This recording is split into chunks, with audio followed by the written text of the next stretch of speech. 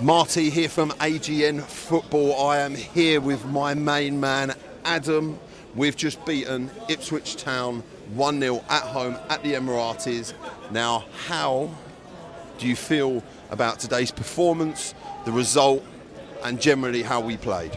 That's a bit multifaceted as a question, isn't it? I mean, I think really you got to win what's in front of you, and we did. City drew with Everton yesterday, so any relegation team can come up and produce a good performance, and I thought Ipswich were quite good. I've got to give them a little bit of credit. I think they defended pretty well on the whole, and I think a better team could have produced more up top if they had more. But obviously they looked every bit the relegation outfit. Once they were 1-0 down, it was a tough ask for them to get back in the game. I think in terms of us, we did what we needed to do, but we didn't really go beyond that. There was no flair, there was no panache, there was no real pizzazz to the performance, but we got it done. It was a bit of a grind through, get it done, make sure you get those 3 points in the bag and move on to the next one. I mean, after 38 games, is anyone going to remember that performance? No. But it's 3 more points on the table, and at the end of the day, if you're going to keep in touch with the likes of Liverpool and Chelsea, that's what you've got to do, and we've done what we needed to do. I think that's a very important point. I mean, these 1-0 to the Arsenals are often underestimated in the way that they're solid ground-out results, as you said. They're important. They're 3 points on the board, and that's what you need, especially at this point of the season with this fixture run in that's overly congested in Christmas, which is great for us, but obviously for teams, players, injuries, fatigue, etc., it's not necessarily that great. So, that being said, obviously with today's performance, how can you see us getting on against the likes of Brentford and Brighton we've got coming up? Obviously Brentford have been quite a tough team to break down by many teams. How do you see us performing against those teams away from home as well? Because this place has become a bit of a fortress for us. Tough games, both tough games. Brentford, Brighton, no easy meals there. We're going to have to play top football. I worry that without Saka, he's such a big piece of our team. He's such a big part of our side. Did we miss him today? It really looked like it. In terms of the striking options, Havertz done what he needed to do today.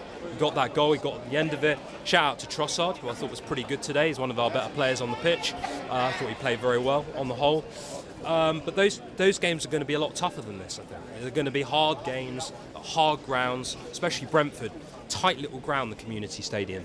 It's going to be, lively atmosphere. Same at Brighton, under, I think, what's his name, Hertzler. They've got a good little outfit going, and we know what Brentford are all about as well. So we've got to do it. But if you get 6 points out of 6, we're really back in the hunt if we do that. But it's a big if, isn't it? On that note, I love what you were saying about Martinelli. So obviously Martinelli coming in essentially straight swap for Saka and playing Trossard. From the start, how do you feel that Martinelli did in that position, and moving forward, is he the answer to that position, or would you rather see maybe Nwaneri go in there, or maybe Jesus go in there?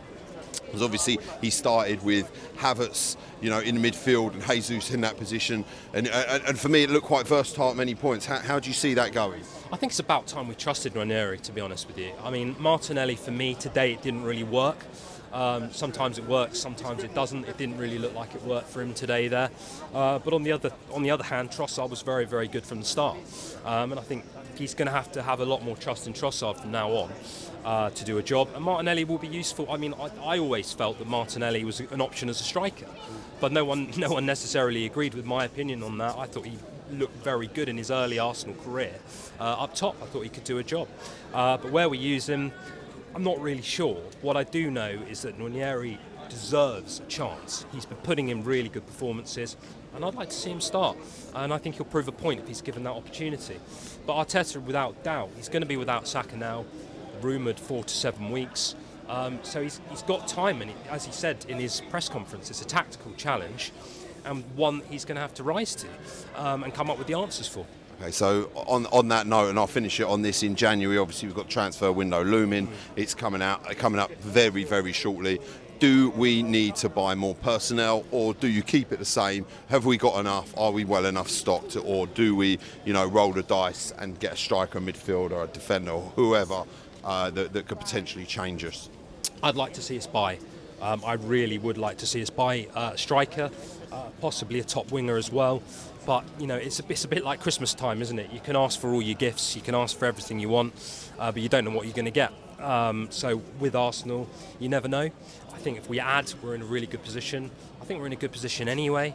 I don't want to talk too much about Liverpool. They're ahead of the game at the moment. They're, what's it? It's 9 points, isn't it, on us at the moment? But you don't know. You just don't know how things are going to turn out. But I think if we do get 1 or 2 additions, I can see us winning trophies, and I think that needs to be the aim this season, to win a couple of trophies. Well, thank you very much for your kind words, Adam. You've been an absolute legend, and I will see you soon. What's up, man?